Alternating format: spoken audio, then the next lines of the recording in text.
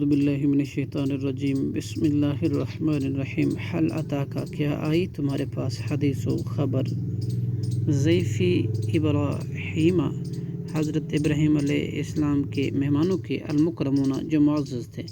اس داخلو جب وہ داخل ہوئے علیہ اس پر فقالو تو انہوں نے کہا سلام سلام کرتے ہیں ہم قالا حضرت ابراہیم علیہ السلام نے کہا سلام ہو تم پر قوم منکرون یہ لوگ اجنبی ہیں فراغا پھر وہ چپکے سے چلا گیا الی اہلہ اپنے اہل کی طرف گھر والوں کی طرف فجاء اور لے آیا بھون کر بعجل ایک بچھڑا سمین موٹا تازہ فقربہ ہو پھر قریب کیا اسے الیہم ان کی طرف قالا الا تاکلون انہوں نے کہا کہ نہیں تم کھاتے فاوجس تب اس نے دل میں محسوس کیا منہم خیفتن ان سے خوف قالوا لا تخف انہوں نے کہا تو نہ ڈر وبشروہ اور انہوں نے بشارت دی بغلام علیم ایک لڑکے کی بڑے علم والے کی فاقبلت امرأتہ پھر سامنے آئی حضرت ابراہیم علیہ السلام کی عورت فی سر حیرت میں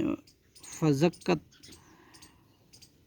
پس اس نے تعجب سے ہاتھ مارا وجہ اپنے منہ پر وکالت اور کہا عجوز میں بڑھیا ہوں عقیم بانج اولاد کیسے قالو تو انہوں نے کہا کذالک اسی طرح کالا کہا ہے رب کا تیرے رب نے انہو بلا شبہ وہی حکیم خوب حکمت والا ہے